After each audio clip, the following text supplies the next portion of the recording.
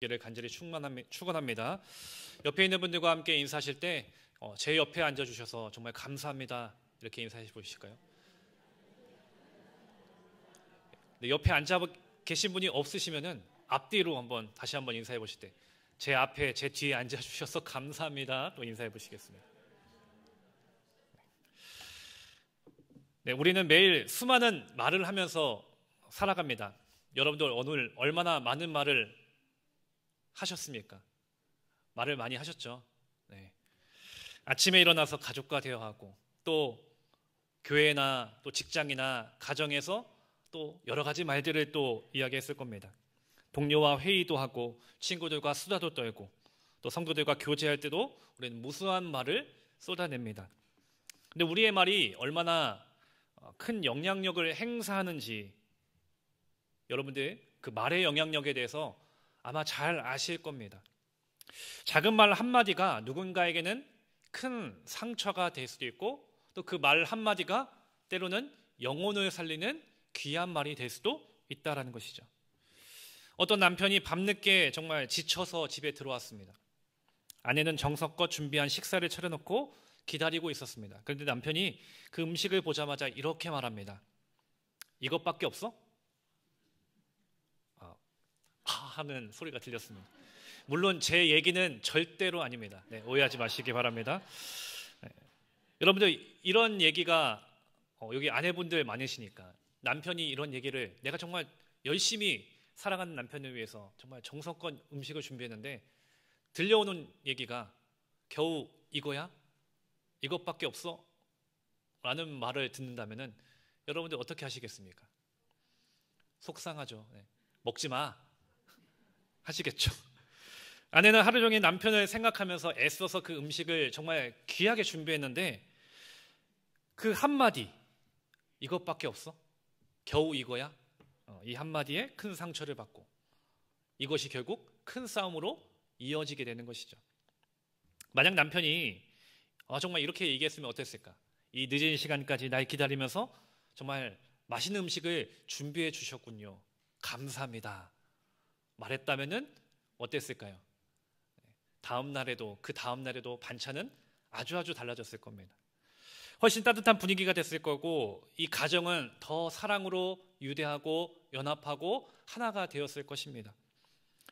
말 한마디가 이렇게 분위기를 바꾸는 것이죠. 가정뿐만 아니라 직장도 그렇고 교회 안에서도 마찬가지입니다. 심지어 우리가 주고받는 카톡 안에서도 그렇게 말 한마디로 서로 연합할 수도 있고 서로 분쟁할 수도 있는 것입니다. 예를 들어서 직장에서 어떤 사람이 내가 열심히 준비한 일이 있었는데 다른 사람이 그것을 가져가서 마치 자기가 한 것처럼 꾸며대면서 말을 한다라고 하면은 어떤 마음이 들겠습니까? 분노의 마음이 치밀어 오르지 않겠습니까? 그런데 반대로 이 일은 저분이 도와주셨기 때문에 저분 때문에 이렇게 성공할 수 있었습니다라고 말을 한다면은 정말로 서로가 강하게 유대하고 연합할 수 있는 아름다운 관계가 될 것입니다. 그만큼 우리의 말은 상대방에게 큰 영향력을 끼칩니다. 그래서 옛말에 이런 말이 있죠. 말 한마디로 천냥빚을 갚는다. 말이 정말 중요하다라는 것이죠. 오늘 본문에서도 이 세 가지 유형의 말이 등장합니다. 첫 번째는 어리석은 말, 그리고 두 번째는 분노하는 말, 그리고 세 번째는 지혜로운 말이 등장합니다.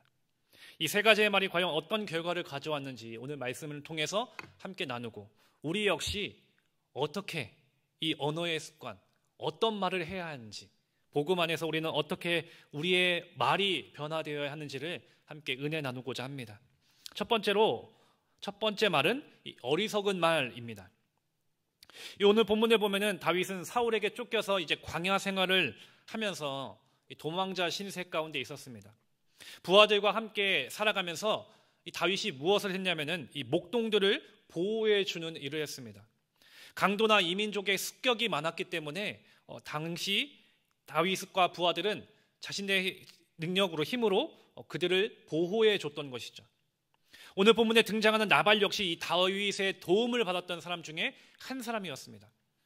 사무엘상 25장 2절부터 3절 말씀에 보면은 이 나발을 어떻게 얘기하냐면은 양 3,000마리와 염소 1,000마리를 소유할 정도로 부유했던 사람이었습니다. 근데 성품은 완고하고 행실이 악한 사람이었다라고 말씀은 기록합니다.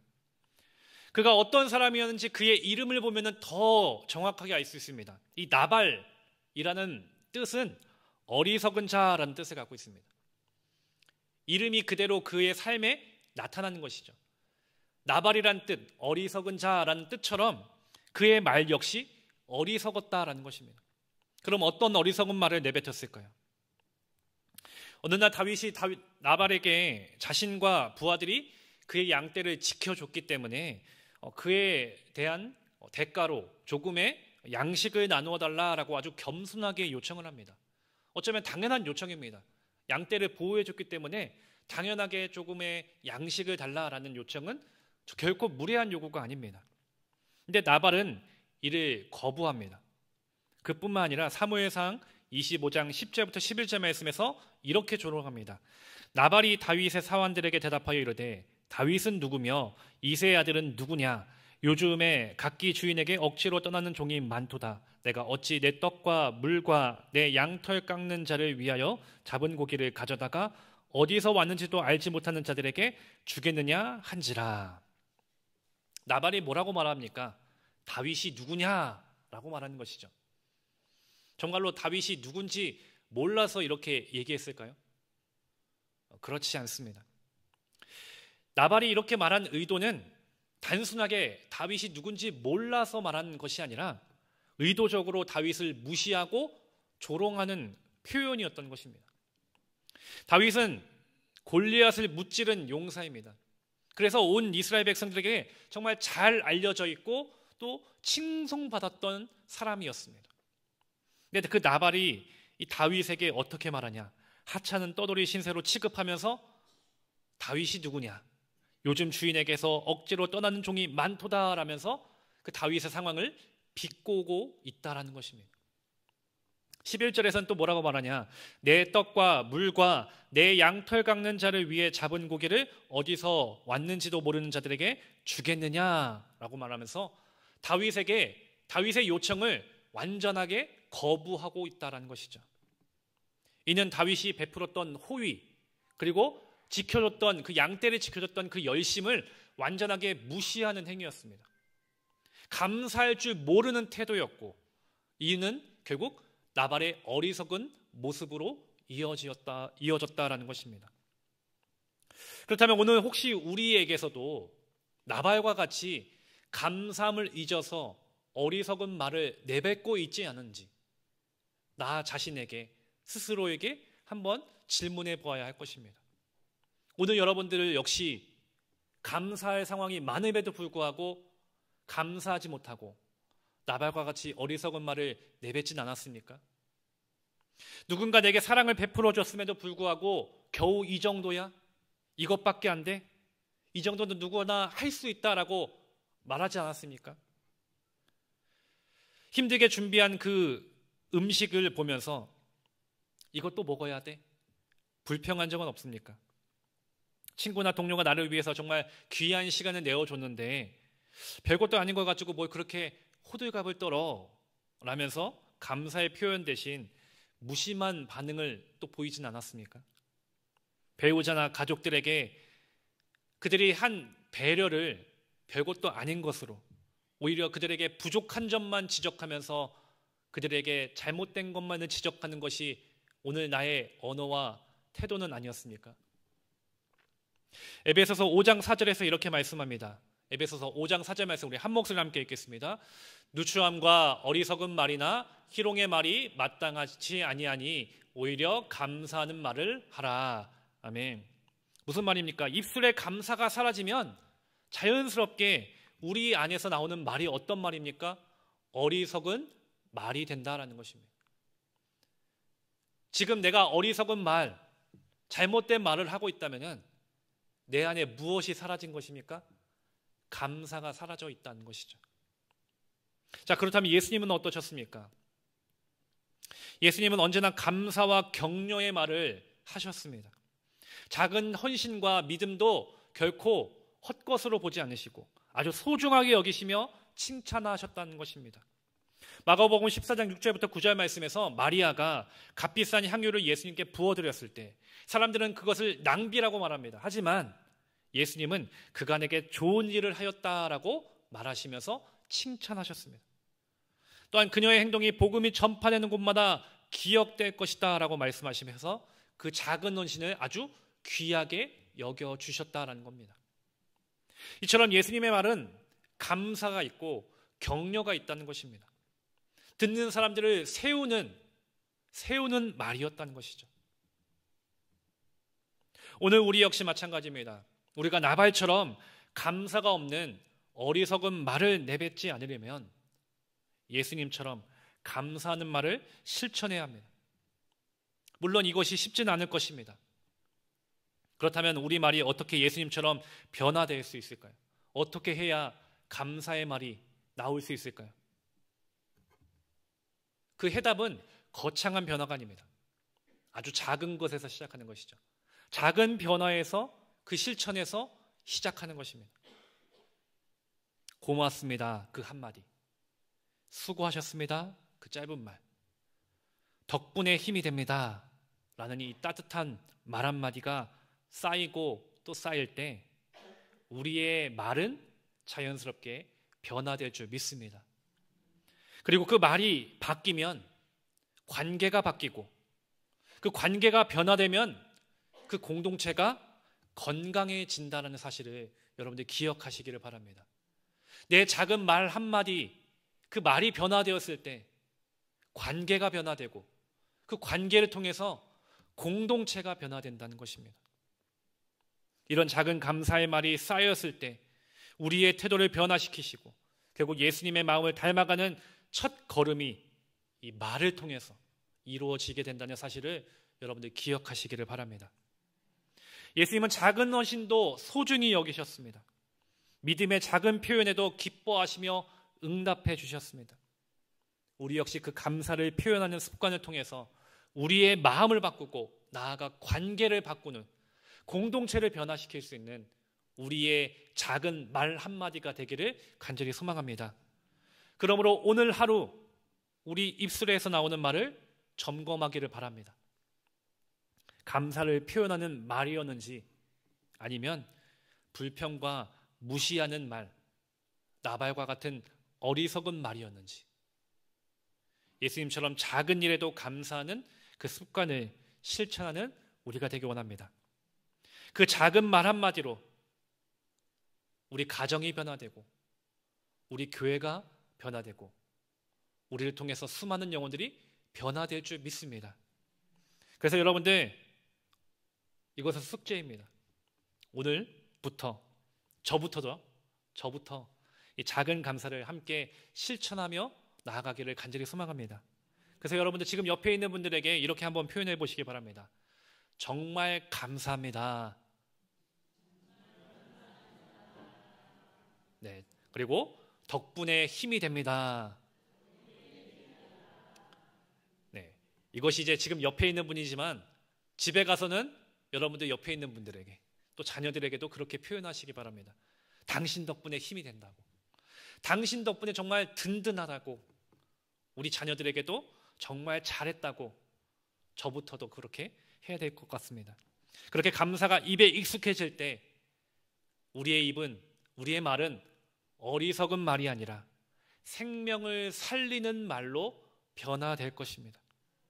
그 감사의 한마디를 통해서 우리의 관계가 변화되고 하나님이 기뻐하시는 우리 신가의교회 공동체가 되기를 간절히 소망합니다. 두 번째 말은 이 분노하는 말입니다. 여러분, 나발의 어리석은 말이 들렸습니다. 다윗의 반응이 어땠을까요? 사무엘상 25장 13절 말씀, 한 목소리 함께 읽겠습니다. 다윗이 자기 사람들에게 이르되 너희는 각기 칼을 차라 하니 각기 칼을 차매 다윗도 자기 칼을 차고 400명 가량은 데리고 올라가고 200명은 소유물 곁에 있게 하니라. 아멘. 나발의 어리석은 말, 무례한 말을 들으니까 다윗이 어떻게 반응합니까? 즉각적으로 칼을 찼다라고 했습니다. 사실 이 다윗의 상황을 보면은 여러분들 잘 아시지만 지금 고단한 상황입니다. 목숨을 위협받는 상황이죠. 그런 상황에서 나발의 양떼를 그럼에도 내가 보호해 줬는데 돌아오는 것이 정말 감사합니다, 수고하셨습니다 라는 말이 아니라 다윗이 누군데, 이런 무시하는 말, 조롱하는 말이 들려온 것이죠. 그 순간 다윗에게서는 정말 내가 널 위해 이만큼 얼마나 열심히 했는데 네가 날 이렇게 무시해? 이런 분노의 마음이 터져나오기 시작한 것입니다. 우리도 살아가면서 이 억울함을 느낄 때 다윗처럼 분노를 폭발시키고 싶을 때가 있을 겁니다. 오늘 하루 여러분들 그런 순간 없으셨습니까?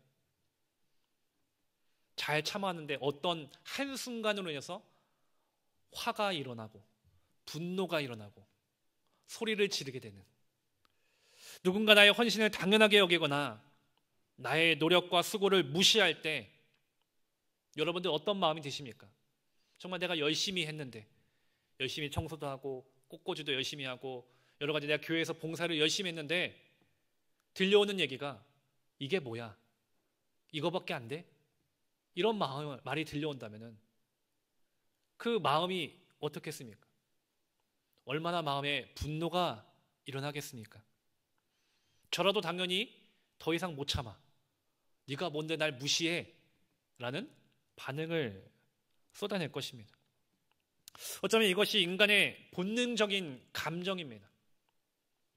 이런 분노의 모습을 기독교 상담가 게리 체프먼은 그의 저서 깊은 분노에서 이렇게 말하고 있습니다. 분노는 부당함을 느낄 때 자연스럽게 올라오는 감정이지만 이를 어떻게 처리하느냐가 중요하다. 분노는 그 자체로 도덕적으로 옳거나 그르지 않다. 그러나 우리가 그것을 어떻게 표현하느냐에 따라 선한 도구가 될 수도 파괴적인 무기가 될 수도 있다. 무슨 말입니까? 분노 자체가 잘못은 아니지만 다윗처럼 그것을 억제하지 못하고 폭발시킨다면 그것이 극단적인 결과로 이어질 수 있다는 겁니다. 에베소서 4장 26절부터 27절 말씀에서 이렇게 말씀합니다. 분을 내어도 죄를 짓지 말며 해가 지도록 분을 품지 말고 마귀에게 틈을 주지 말라. 성경은 분노를 죄라고 규정하지는 않습니다. 그것이 죄로 이어지지 않도록 경계하라라고 말씀하는 것이죠. 왜냐하면 쌓인 분노가 우리 안에 오래 머물러 있으면 결국 그 마음을 지배하게 되고 분노로 인해서 관계가 깨어지고 영적으로 무너질 수 있는 상황이 되기 때문인 것입니다. 예수님의 제자 야고보와 요한도 이런 비슷한 실수를 저지릅니다. 누가복음 9장에 보면은 예수님이 사마리아로 들어가십니다. 근데 사마리아 사람들이 예수님이 들어오시는 것을 막아섭니다. 그러자 예수님의 제자 야고보와 요한이 주여 하늘에서 불을 내려 저들을 멸하게 원하십니까? 라면서 분노의 말을 쏟아냅니다. 그들에게 이 사마리아 사람들은 어떤 사람처럼 보입니까? 배은망덕한 사람들, 은혜를 모르는 사람들, 저주받아 마땅한 사람들로 여겨진 것이죠. 근데 예수님이 어떻게 말씀하십니까? 오히려 그들을 꾸짖으시면서 인자가 온 것은 사람의 목숨을 멸하려 함이 아니요 구하려 함이니라 라고 말씀하십니다. 예수님은 보복이 아니라 용서를 선택하신 것입니다. 자신을 거부하는 자들을 똑같이 거부하면서 분노로서 저주하는 것이 아니라 오히려 그들을 용서해 주셨다라는 것이죠. 그렇다면 우리 안에 이 분노가 치밀어 오를 때 우리는 어떻게 해야 할까요? 여러분들 어떻게 해야 할까요? 다른 여러 방법들이 있을지 모르겠지만 가장 중요한 방법은 분노를 표출하기 이전에 하나님 앞에 그 분노의 마음을 가지고 하나님 앞에, 하나님 지금 너무 억울합니다. 제 안에 분노가 일어나고 있습니다. 제 힘으로 이 분노를 이길 힘과 능력이 없습니다. 이 분노가 죄로 이어지지 않도록 주님 나를 도와주세요. 제게 지혜를 주세요. 제 마음을 지켜주세요. 하나님 앞에 기도하는 것이죠. 도움을 구하는 것이죠. 우리가 기도하며 분노로 하나님 앞에 맡겼을 때 하나님께서는 우리의 마음을 진정시키시고 더 나은 길로 이끄신다는 것을 여러분들 믿으시기를 바랍니다. 그리고 하나님의 지혜와 평강이 반드시 우리 안에 임할 것이고, 내 안에 억울한 상황이 있고 분노하는 상황이 있을지라도 그것을 선으로 바꾸시는 주님의 능력을 우리는 반드시 경험하게 될 줄 믿습니다. 하나님이 그렇게 우리의 마음을 인도하시고 이끌어 가실 것을 여러분들 믿으시기를 바랍니다. 나발의 모욕 앞에 다윗은 칼을 차라 라고 외쳤습니다. 우리 역시 분노의 마음에, 분노의 순간에 칼을 차라 라는 속삭임이 들려옵니다. 화를 내는 게 당연해, 칼을 차는 게 당연해, 이런 속삭임이 들려옵니다. 네, 여러분들 기억하시길 바랍니다. 그것은 하나님이 주신 지혜가 아니라 사단이 우리의 감정을 이용해 죄로 이끄는 유혹일 수 있다는 것. 이처럼 감정이 앞설 때 우리는 쉽게 충동적인 선택을 합니다. 칼을 차서 그 칼을 통해서 잘못된 죄를 저지르는 것처럼, 우리 안에 있는 그 분노의 마음을 통해서 칼을 차는 것처럼 수많은 사람들의 마음을 칼로 휘두를 수 있는 죄를 범할 수 있다는 것이죠.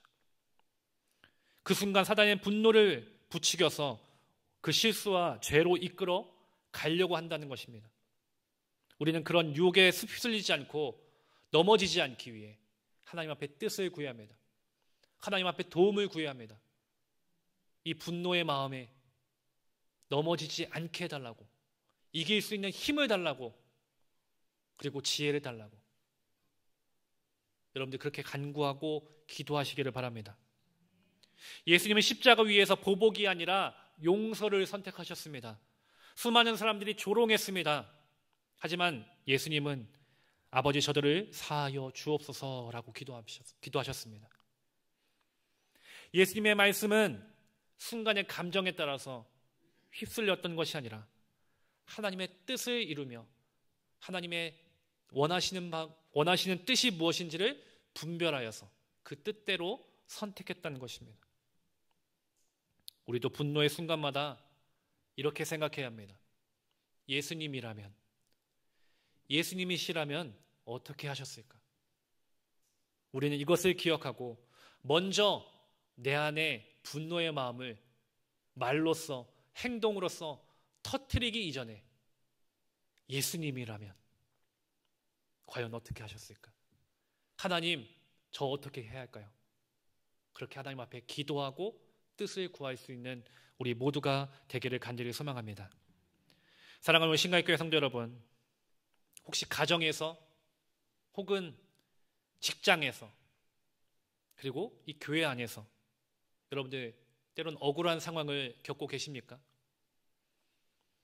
어떤 누군가의 말들을 통해서, 어떤 상황들을 통해서 내 마음에 분노가 생겨나기 시작합니까?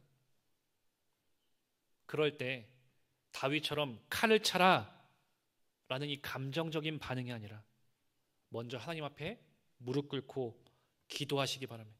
하나님은 어떻게 해야 할까요? 이길 수 있는 힘과 지혜와 마음 허락해 주시옵소서.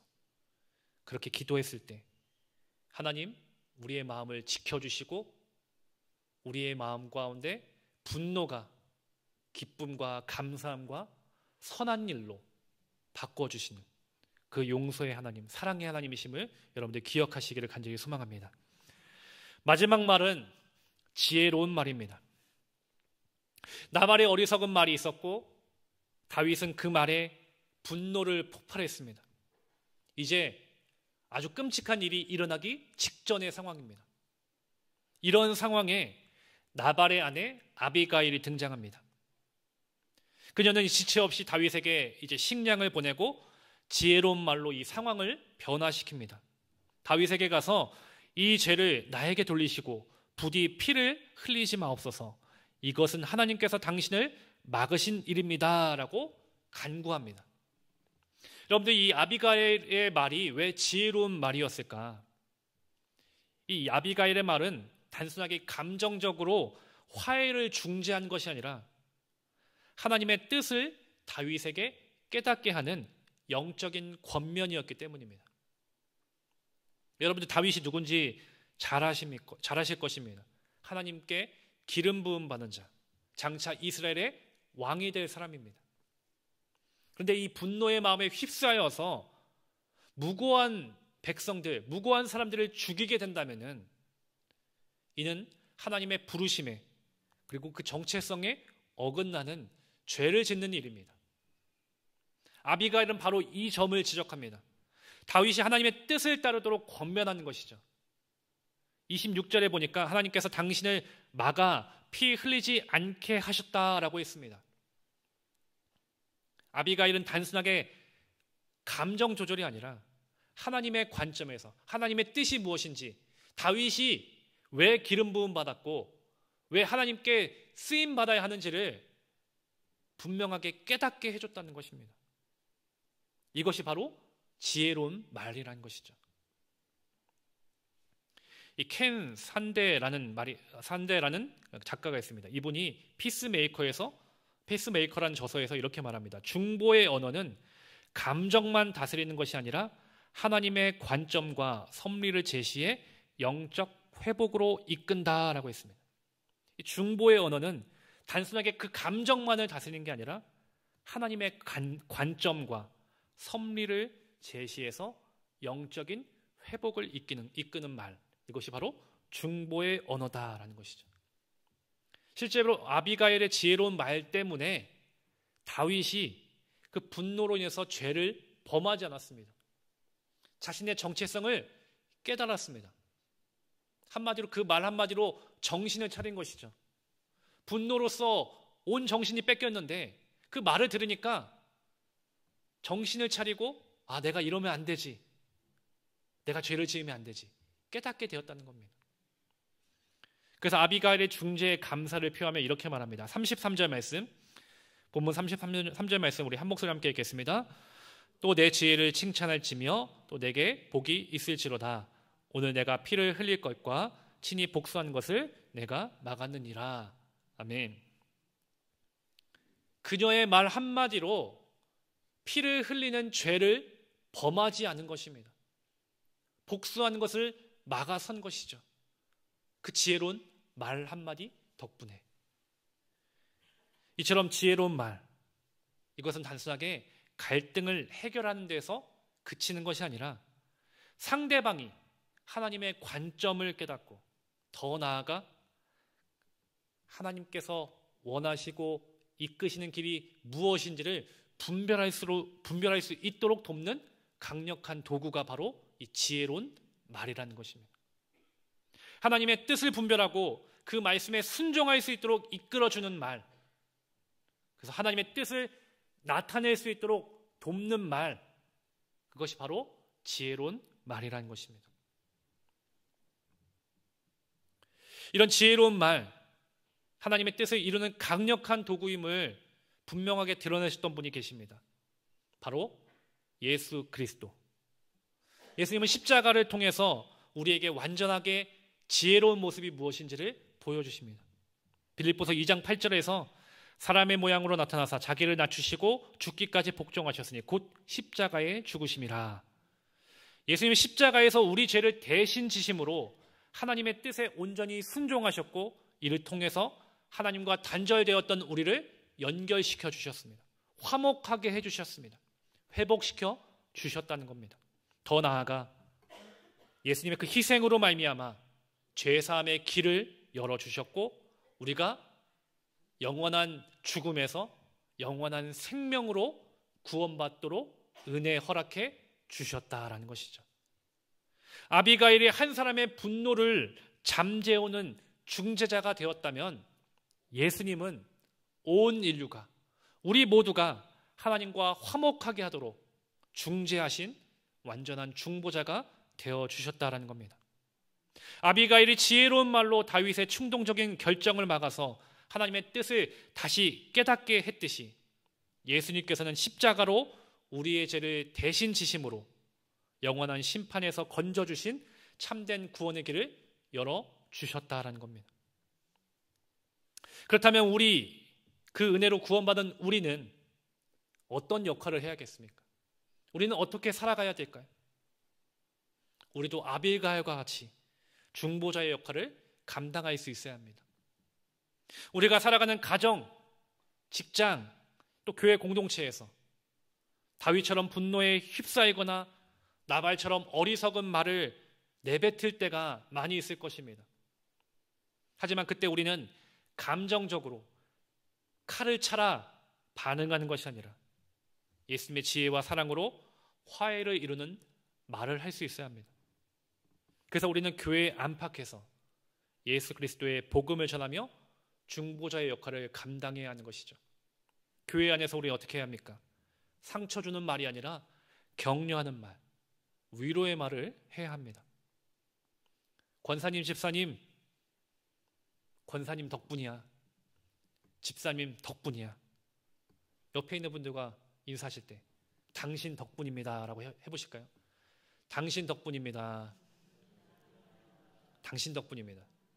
우리가 해야 할 말들은 권사님, 집사님, 성도님 그분들이 잘했냐 못했냐 잘잘못을 따지는 게 아니라 때로는 부족함이 있어도 때로는 잘못된 부분이 있어도 당신 덕분입니다.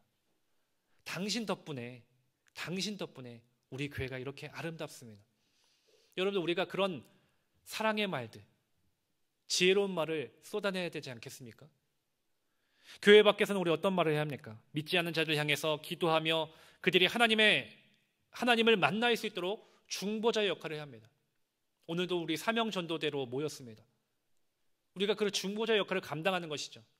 하나님을 떠난 자들, 하나님을 믿지 않는 자들 향해서 복음을 전하는 것입니다. 그리고 우리 삶 속에서도 예수 그리스도의 향기를 나타내는 것입니다. 내 모습 하나하나, 내 언어 하나하나가 결국은 믿지 않는 자들에게 중보의 언어가 될 수 있다는 겁니다. 다른 사람의 어려움을 도와줄 수 있어야 하고 위로할 수도 있어야 되고 또 그들을 위해서 중보하며 기도할 수 있는 그 모습이 결국은 중보자의 모습이라는 것입니다. 예수님은 우리를 하나님과 화목하게 하신 완전한 중보자가 되어주셨습니다. 우리 역시 예수님을 따라서 사람과 사람 사이를 연결하는 중보자, 또 하나님과 사람 사이를 연결하는 화평을 이루는 중보자가 되어야 할 줄 믿습니다. 우리의 말은 단순하게 소통으로 그치는 것이 아니라 하나님의 뜻을 이루는 도구가 되어야 합니다. 그래서 우리의 말 한마디가 하나님의 도구라고 생각한다면 과연 우리의 말이 함부로 나타날 수 있겠습니까? 다른 누군가에게 함부로 말할 수 있겠습니까? 하나님의 도구인데 바라기는 우리 한 사람 한 사람의 말이 하나님의 도구다라는 인식을 갖고 그 한 사람을 살릴 수 있는 지혜로운 말을 내뱉을 수 있는 아름다운 자들이 되기를 간절히 소망합니다. 아비가일이 지혜로운 말로 다윗의 분노를 가라앉히고 더 나은 길로 인도했듯이 우리도 하나님이 기뻐하시는 말을 선택해야 합니다. 갈등 속에서 실수하거나 감정적인 반응을 할 때도 있겠지만 그럼에도 불구하고 지혜로운 말을 계속해서 할 수 있도록 우리가 더욱더 분별하고 기도해야 할 줄 믿습니다.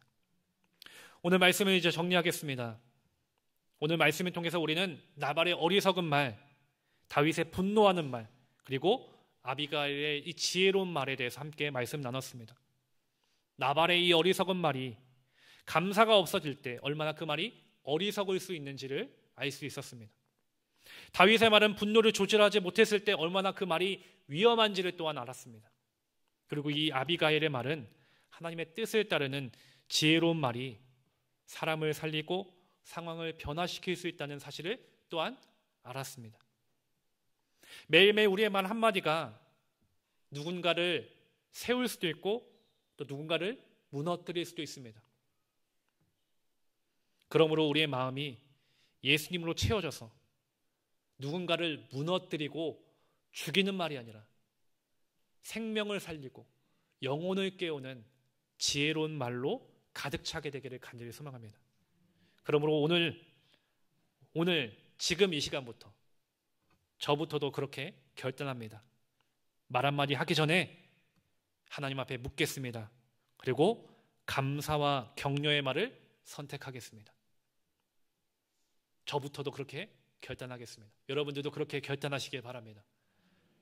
먼저 말을 하기 전에 하나님 앞에 먼저 묻고 감사와 격려의 말을 선택하는 우리 모두. 그래서 우리 신가의 교회가 서로가 서로를 높여주고 존중해주고 사랑해주고 그렇게 사랑의 공동체로 아름답게 세워지는 귀하고 복된 우리 교회가 되기를 간절히 축원합니다.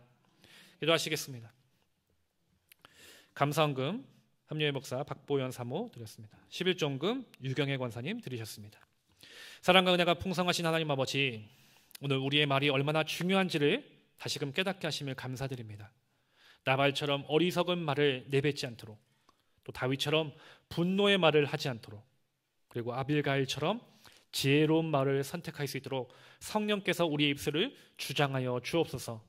특별히 말하기 전에 하나님께 묻고 기도하는 습관을 가질 수 있기를 결단하며 나아갑니다. 주님 도와주시옵소서. 우리의 말이 감정이 아니라 하나님의 지혜로 나올 수 있도록 인도하여 주시고, 가정과 직장과 교회에서 화평을 이루는 아름답고 복된 하나님의 도구가 되게 하여 주시옵소서.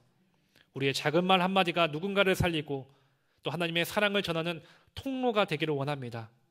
오늘 우리가 한 이 결단이 그냥 입술로만의 결단이 아니라 믿음의 결단으로 삶에서 실천되어질 수 있도록 성령께서 우리를 인도하여 주시옵소서.